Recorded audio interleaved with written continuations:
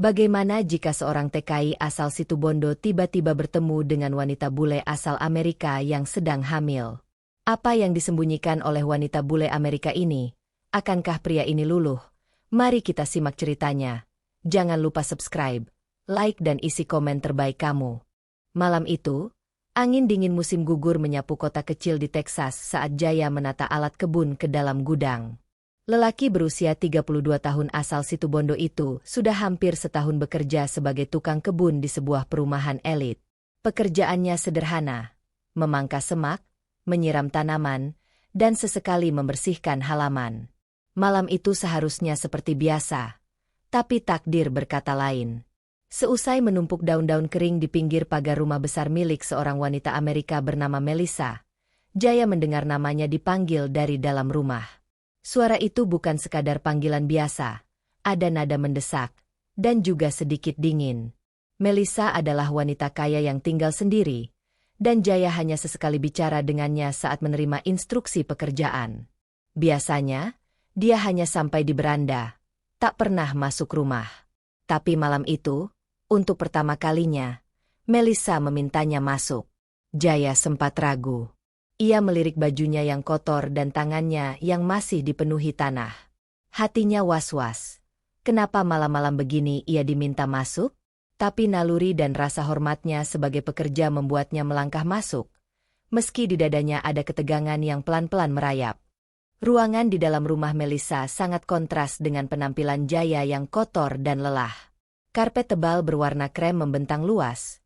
Lampu gantung kristal bergantung anggun dari langit-langit tinggi, dan perabot kayu tua terlihat mengilap seperti baru. Jaya berdiri kikuk di ambang pintu ruang tamu. Ia tak berani melangkah terlalu dalam, apalagi dengan sepatu kerja yang berdebu. Di sana, di sofa besar berlapis kulit coklat tua, Melissa duduk dengan punggung tegak. Perutnya yang membuncit jelas menandakan bahwa ia sedang hamil besar. Usianya mungkin sekitar 40 tahun, tapi wajahnya masih terlihat tajam dan anggun. Tatapannya tajam dan langsung, membuat Jaya merasa seperti sedang diinterogasi. Melissa tidak basa-basi. Dengan suara tenang, tegas, dan datar, ia berkata, "Aku butuh bantuanmu, Jaya, dan aku akan membayarmu 200 juta rupiah." Jaya mengernyit, tidak langsung mengerti. Tapi begitu kalimat itu selesai meluncur, kepalanya langsung penuh dengan angka, bayangan sawah, rumah di kampung, dan wajah ibunya yang sering ia rindukan. Tapi kenapa Melissa menawarkan uang sebanyak itu hanya untuk bantuan? Suasana ruang tamu yang hangat mendadak terasa menyesakan. Kata-kata itu berputar-putar di kepala Jaya. 200 juta rupiah, angka yang tak pernah ia sentuh, bahkan dalam mimpi. Selama ini, ia bekerja 6 hari seminggu hanya untuk bisa mengirimkan sebagian gajinya ke kampung halaman. Gajinya cukup untuk hidup hemat dan menabung sedikit-sedikit, tapi tidak akan pernah cukup untuk membeli sawah atau memperbaiki rumah orang tuanya yang hampir roboh karena rayap. Tawaran itu seperti tangan Tuhan yang menjulur dari langit. Tapi semakin ia melihat wajah Melissa, semakin ia sadar bahwa ini bukan sekadar tawaran kerja. Ada sesuatu yang tidak biasa. Bukan sekadar pekerjaan bersih-bersih atau angkut tanah. Tatapan Melissa menyimpan misteri. Tekanan yang tidak bisa dijelaskan. Bulu kuduk Jaya perlahan berdiri. Ia merasa seperti seekor kelinci yang baru saja melihat mata harimau. Melissa tak terlihat marah, tapi ketenangan itulah yang justru membuat Jaya makin resah. Ia tahu, uang sebanyak itu tak akan datang tanpa risiko. Dan pertanyaan terbesar kini berputar di pikirannya. Bantuan macam apa yang membuat seorang wanita kaya rela membayar pekerja kebun seperti dirinya sebesar itu? Melissa lalu berdiri perlahan, menghampiri Jaya, dan berhenti tepat di depannya. Ia menatap Jaya lurus-lurus, dan tanpa bertele-tele, ia mulai bicara. "Aku ingin kamu menikahiku," katanya. "Tapi hanya di atas kertas. Pura-pura. Di depan semua orang. Aku butuh status suami. Tidak lebih." Jaya membeku. Napasnya seolah berhenti. Sebelum ia sempat mengucapkan satu kata pun, Melissa melanjutkan, "Tapi kamu harus tahu, anak yang kukandung ini bukan dari kamu. Aku hamil dari pria lain. Dan dia sudah pergi, entah kemana. Suaranya tidak bergetar, tidak malu, tidak sedih, tapi dingin dan tegas seperti seorang pebisnis menjelaskan kontrak. Jaya merasa lantai di bawahnya bergeser.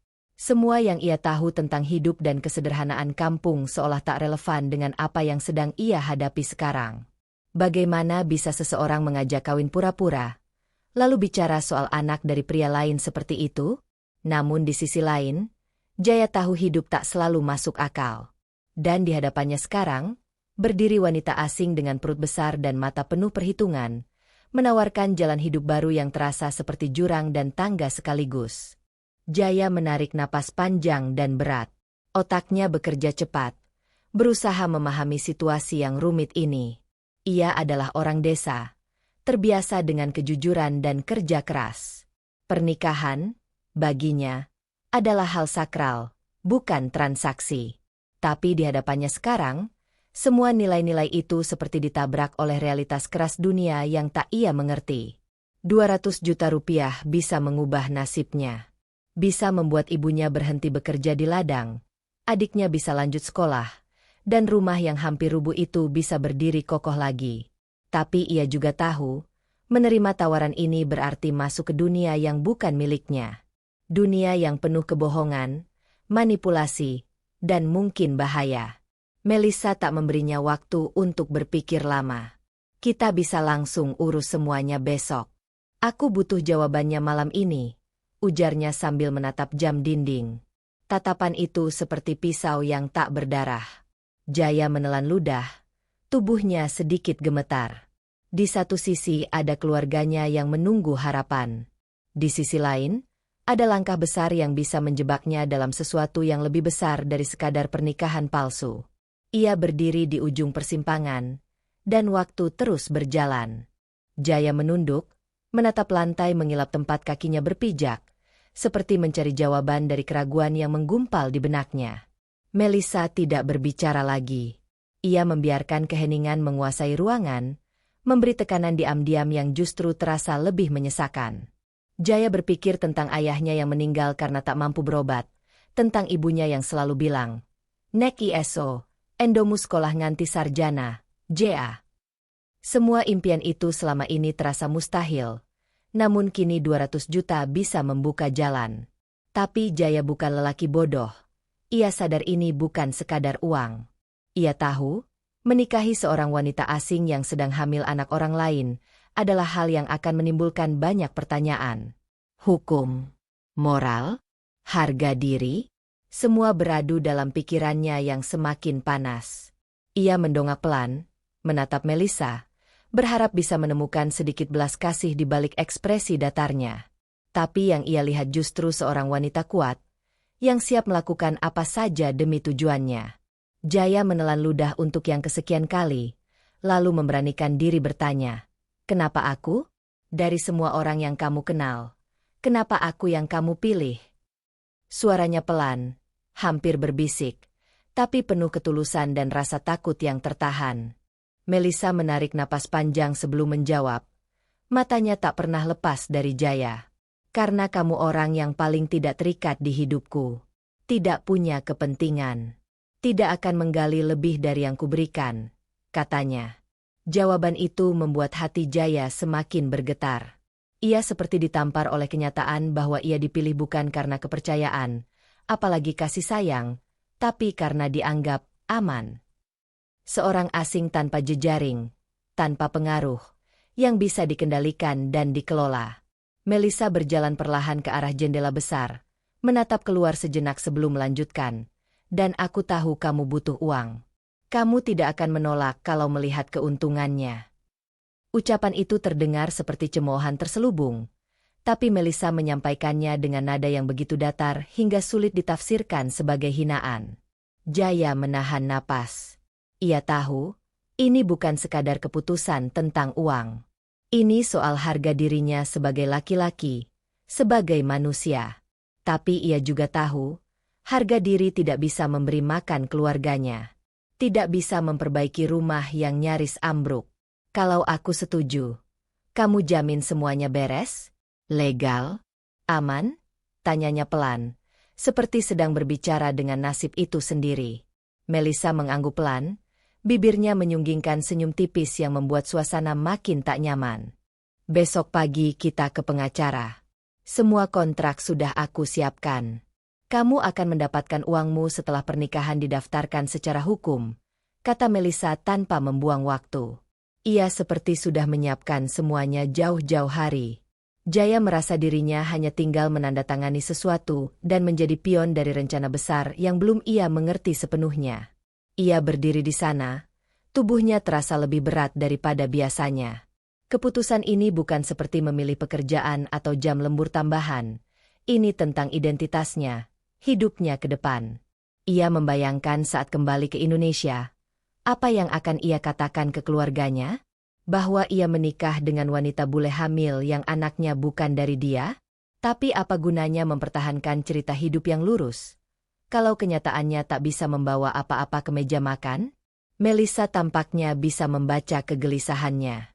Ia kembali duduk, meraih map coklat dari meja di sampingnya, lalu meletakkannya di atas meja kopi di depan Jaya. Di dalam ini ada semua yang kamu butuhkan. Kau bisa baca malam ini. Tapi aku perlu jawaban pasti sebelum matahari terbit. Ini bukan sesuatu yang bisa kau tunda. Jaya mengangguk pelan, jari-jarinya gemetar saat menyentuh map itu. Malam itu, Jaya pulang ke kamarnya di rumah kontrakan kecil yang ia tinggali bersama 2 TKI lain. Tapi ia sengaja menunggu hingga mereka tidur sebelum membuka map yang diberikan Melissa. Di dalamnya ada salinan kontrak pranikah, fotokopi surat pengakuan tanggung jawab, dan bahkan rancangan alur proses pernikahan yang telah dijadwalkan dengan rapi. Semua terstruktur seperti rencana militer. Melissa bukan wanita sembarangan. Ia tahu apa yang ia lakukan, dan tak ada ruang untuk kesalahan. Jaya membaca tiap kalimat dengan hati-hati, meskipun sebagian besar istilah hukum membuat kepalanya pening. Tapi satu hal jelas, semuanya legal, dan Melissa benar-benar serius. Namun yang membuat Jaya makin tak bisa tidur adalah satu lembar kertas di bagian akhir. Surat kesediaan menikah, dengan kolom tanda tangan yang masih kosong. Di bawahnya, tertulis dengan rapi. Dengan ini saya, Jaya bin Kusno, bersedia menjadi suami sah dari Melissa Awitmore. Matanya terus menatap nama itu, berusaha meraba arti dari semua ini. Uang bisa ia genggam, tapi ikatan yang akan ia masuki bukan sekadar formalitas. Ia tahu, hidupnya akan berubah selamanya, begitu tinta menyentuh kertas itu. Pagi menjelang dengan langit yang mulai memerah di ufuk timur. Jaya belum tidur. Ia duduk di kursi kecil di pojok kamar. Map coklat itu masih di pangkuannya, mata sembab oleh beban pikiran yang tak henti menghantui. Di luar, suara burung mulai terdengar, tapi bagi Jaya, dunia terasa sunyi. Ia mengingat kampungnya, suara ayam jantan, bau tanah basah, dan ibunya yang bangun lebih pagi darinya untuk menanak nasi. Semua itu terasa begitu jauh. Ia mendadak merasa sendirian, meskipun tahu banyak orang di luar sana juga sedang berjuang. Di ponselnya, ada beberapa pesan dari ibunya, menanyakan kabar dan mengingatkan untuk makan. Jaya menatap layar itu lama, lalu membuka galeri tempat ia menyimpan foto rumah reot mereka, genteng bocor, dan dinding dari anyaman bambu yang sudah retak-retak. Ia tahu, keputusan ini bukan lagi soal dirinya sendiri. Ia berdiri perlahan, mengambil napas panjang, lalu mengenakan jaket lusuhnya. Dengan langkah berat, ia keluar dari kamar dan berjalan menuju rumah Melissa. Di saku celananya, surat kesediaan itu sudah ditandatangani. Hatinya masih penuh tanda tanya, tapi satu hal yang ia yakini, jalan kembali sudah tak ada. Pintu rumah Melissa terbuka bahkan sebelum Jaya sempat mengetuk. Seolah wanita itu sudah menunggunya sejak dini hari. Ia berdiri di ambang pintu dengan pakaian santai namun rapi, gaun lengan panjang berwarna abu-abu yang menutupi perut besarnya. Matanya menatap Jaya sejenak, lalu turun ke arah tangan pria itu yang menggenggam map coklat. "Kau sudah menandatanganinya?" tanyanya tanpa basa-basi. Jaya hanya mengangguk. Tidak ada lagi kata yang bisa ia ucapkan. Melissa mengangguk pelan, lalu mempersilakannya masuk. Di dalam rumah, suasana pagi terasa berbeda, terlalu tenang, terlalu bersih, seolah tidak ada ruang bagi keraguan. Di meja makan, 2 cangkir kopi sudah tersedia. Melissa duduk tanpa berkata-kata, lalu menyerahkan secari kertas tambahan. Ini alamat kantor pengacara. Kita ke sana pukul 9. Jaya membaca kertas itu, tangannya sedikit gemetar. Ia duduk perlahan, dan menyeruput kopi yang terasa pahit di lidahnya, tak seperti yang biasa ia minum. Tidak ada percakapan lebih. 2 manusia asing itu hanya duduk di ruang yang sama, saling memeriksa diam-diam, sementara detik-detik menuju kehidupan baru terus berdetak tanpa belas kasihan. Kantor pengacara itu terletak di gedung kecil berwarna bata merah, hanya 15 menit dari rumah Melissa. Di dalamnya, ruangan beraroma kulit buku dan kopi hitam, dengan dinding dipenuhi sertifikat serta lukisan pemandangan hitam putih. Seorang pria tua berkacamata tebal menyambut mereka dengan senyum profesional. Miss Whitmore, Mr. Jaya.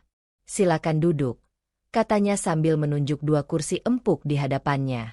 Jaya merasa seperti masuk ruang interogasi, meski semua terlihat sah dan sopan. Melissa langsung menyerahkan map dokumen. Sang pengacara membuka berkas-berkas itu, memeriksa satu persatu, lalu menatap Jaya dengan pandangan yang lebih tajam. Tuan Jaya, Anda mengerti isi kontrak ini? Anda tidak merasa ditekan untuk menandatangani? Tanyanya. Jaya mengangguk, walau hatinya mencelos. Saya mengerti, jawabnya lirih. Baik, kata sang pengacara, lalu menandai halaman-halaman yang perlu ditandatangani dan disaksikan. Proses berjalan cepat. Kertas demi kertas, tanda tangan demi tanda tangan, sampai akhirnya pengacara itu berkata, sah secara hukum. Mulai hari ini, Anda suami istri. Jaya menatap Melissa. Wanita itu hanya mengangguk. Dingin. Tidak ada senyum. Tidak ada ucapan selamat. Hanya kesepakatan yang kini telah berubah jadi kenyataan. Hari-hari setelah pernikahan berjalan seperti mimpi yang ganjil. Melissa memberi Jaya kamar sendiri di lantai bawah, jauh dari kamarnya sendiri di lantai atas. Ia tidak memperlakukannya sebagai suami, tapi juga bukan seperti pembantu. Semacam mitra yang dijaga jaraknya. Jaya diberi akses penuh ke dapur, ruang tamu, bahkan mobil jika perlu. Namun tetap ada batas yang tidak kasat mata, batas antara dia dan wanita yang kini secara hukum menjadi istrinya. Mereka jarang berbicara, kecuali soal hal-hal praktis, jadwal pemeriksaan kehamilan, undangan dari kerabat Melissa yang harus mereka hadiri sebagai pasangan, atau detail tentang dokumen baru yang akan segera dibuat atas nama mereka berdua. Jaya merasa seperti aktor di panggung yang tak ia kenal, memerankan lakon yang naskahnya ditulis oleh orang lain. Kadang saat malam, ia duduk di beranda belakang, memandangi bintang-bintang, berharap bisa bangun dan menemukan bahwa semua ini hanya mimpi.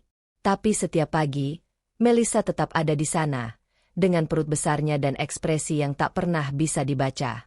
Dan setiap malam, Jaya tidur sendirian, ditemani suara detak jam dan bisikan hati yang terus mempertanyakan, sampai kapan ia bisa bertahan di pernikahan tanpa cinta ini? Ketegangan mulai muncul saat Jaya menyadari ada hal-hal yang disembunyikan Melissa. Suatu malam, ia melihat wanita itu berbicara lewat telepon dengan seseorang. Wajahnya lebih hidup dari biasanya, dan senyumnya tidak dingin seperti biasa. Tapi saat Jaya masuk ke ruang makan, Melissa langsung memutus sambungan dan kembali menjadi sosok tak tergoyahkan. Rasa penasaran Jaya tumbuh pelan-pelan. Siapa pria itu? Apakah itu ayah dari anak yang dikandungnya? Atau seseorang dari masa lalunya yang kelam? Namun Jaya tahu, ia tidak punya hak untuk bertanya. Mereka menikah bukan karena cinta. Tapi tetap saja, malam demi malam, bayangan pria di ujung telepon itu menghantui pikirannya. Lebih buruk lagi, Melissa tampak semakin gelisah menjelang akhir masa kehamilannya.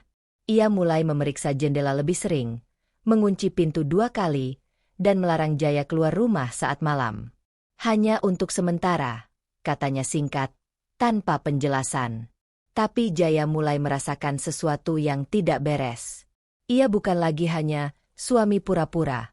Ia mulai merasa dirinya terjebak dalam sesuatu yang lebih gelap, lebih dalam, dan mungkin jauh lebih berbahaya daripada yang pernah ia bayangkan saat pertama menandatangani kontrak itu.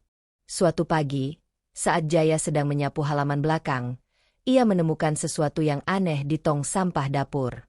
Sebuah amplop lusuh, terbuka sebagian, dengan logo kepolisian Texas di sudutnya. Ia memungutnya dengan hati-hati, dan melihat bagian dalamnya masih ada sisa-sisa surat, sobekan kertas dengan nama Melissa tertera jelas, serta sebagian kalimat. Penyelidikan masih berlangsung, Anda diminta tetap di dalam kota. Jaya membeku. Ia segera menyembunyikan sobekan itu di saku celananya, lalu berpura-pura melanjutkan pekerjaannya. Tapi dalam hati, badai mulai terbentuk. Apa yang sedang diselidiki? Kenapa Melissa tidak memberitahunya? Dan yang paling mengganggu, apakah Jaya sebenarnya hanya dijadikan tameng hukum? Waktu itu, ia menerima tawaran karena kebutuhan, karena harapan. Tapi kini, semuanya terasa seperti jebakan. Ia mulai menyadari bahwa mungkin saja dirinya sedang dipersiapkan menjadi kambing hitam untuk sesuatu yang jauh lebih besar. Dan pada titik itu, rasa takut yang sesungguhnya mulai muncul, bukan takut kehilangan uang atau reputasi, tapi takut kehilangan dirinya sendiri dalam permainan yang tidak ia mengerti, di negeri asing yang penuh rahasia. Hari-hari berikutnya Jaya menjadi lebih waspada. Ia mulai mencatat hal-hal kecil yang dulu tak ia perhatikan. Siapa saja yang datang ke rumah, siapa yang menelepon Melissa, bahkan gerak-gerik wanita itu saat berada di dapur atau mengurung diri di kamar. Ketika malam tiba, ia duduk di beranda bukan lagi untuk mencari ketenangan, tapi untuk menyusun potongan-potongan teka-teki yang mulai membentuk pola. Melissa semakin jarang berbicara, dan jikapun berbicara, nadanya terdengar tegang, tergesa-gesa. Perutnya yang semakin besar membuat Jaya semakin bertanya-tanya, bagaimana seorang wanita hamil bisa menyimpan begitu banyak rahasia? Dan kenapa ia selalu tampak gelisah setiap kali mendengar suara mobil berhenti di depan rumah? Bahkan jika itu hanya mobil pengantar barang? Jaya tak punya bukti, tapi nalurinya mulai berteriak. Ada sesuatu yang salah. Ia sempat berpikir untuk kabur, pulang diam-diam ke Indonesia, tapi kemudian ingat, kontrak itu mengikatnya, dan lebih dari itu, ia tak tahu sejauh apa Melissa telah melibatkan namanya dalam urusan yang belum ia pahami. Ia tidak bisa lari tanpa tahu musuhnya siapa. Maka untuk sementara, ia memilih bertahan dan mengawasi. Suatu sore, kesempatan langka datang.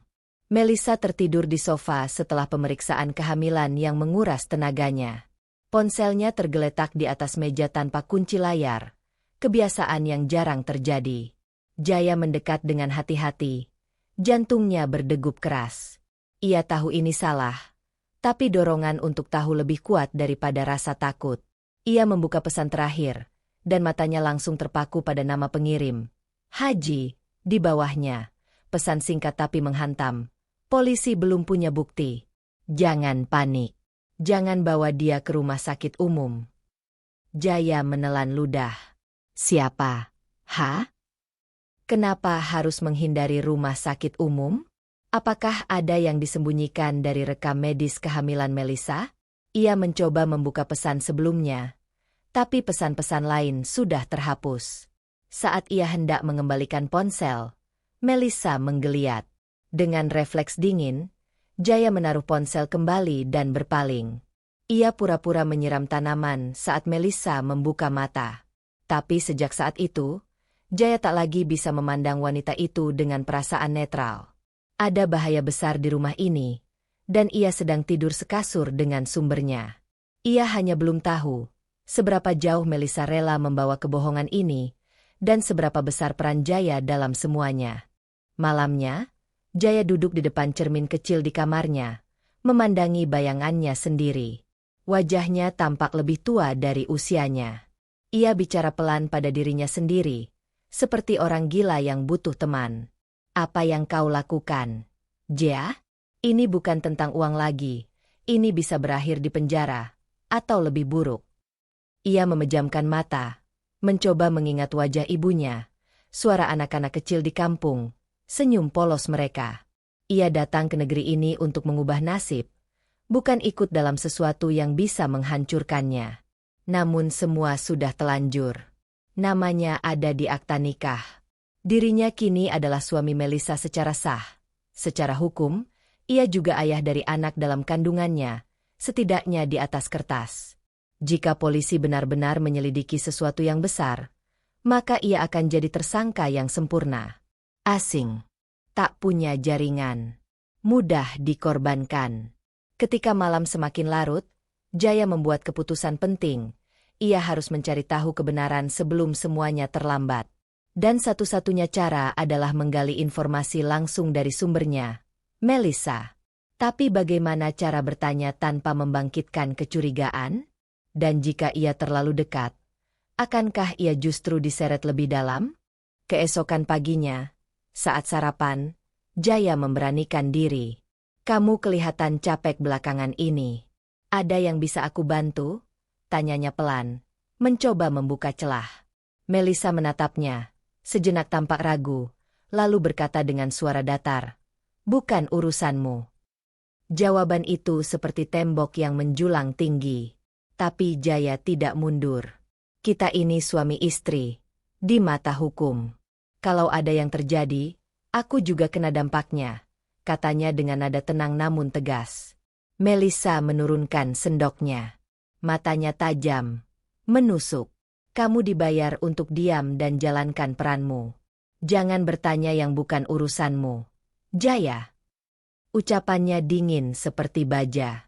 Tapi ada getar halus dalam suaranya, seolah sedang menyembunyikan ketakutan. Jaya menangkap itu. Ia tak membalas. Hanya menunduk dan melanjutkan sarapan. Tapi pikirannya bekerja keras. Ia tahu satu hal. Melissa ketakutan. Dan jika wanita sekeras itu bisa takut, berarti apapun yang sedang ia sembunyikan, cukup besar untuk menghancurkan mereka berdua. Mulai saat itu, Jaya memutuskan tidak akan menunggu lagi. Ia akan mencari jawaban sendiri. Dan ia tahu harus mulai dari satu tempat yang penuh kemungkinan. Kamar Melissa, yang selalu terkunci saat ia tak ada. Hari itu, saat Melissa keluar untuk menghadiri kelas senam ibu hamil, Jaya melihat kesempatan. Ia tahu jadwal wanita itu, tahu berapa lama biasanya ia pergi.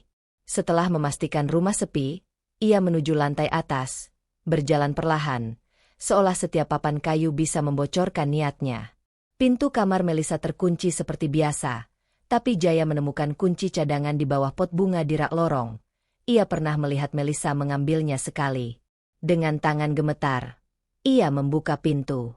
Aroma parfum mahal dan lembut langsung menyeruak. Kamar itu rapi nyaris steril, seperti hotel. Tapi Jaya tidak tertarik pada spray satin atau lemari pakaian berisi gaun mahal. Ia mencari tempat yang tak kasat mata, laci tersembunyi, kotak rahasia. Di bawah tempat tidur, ia menemukan koper hitam yang terkunci dengan kode. Ia hampir menyerah, tapi kemudian teringat, 0703, tanggal pernikahan mereka. Ia mencoba kombinasi itu, dan berhasil. Koper terbuka, dan di dalamnya, Jaya menemukan sesuatu yang membuat lututnya lemas. Paspor atas nama berbeda, uang tunai dalam jumlah besar, serta beberapa foto yang tampak seperti hasil pengintaian. Salah satunya adalah wajahnya sendiri. Jaya menatap foto itu dengan napas tercekat. Ia tak lagi ragu. Ia sedang dijebak dalam permainan yang jauh lebih besar dari yang bisa ia bayangkan.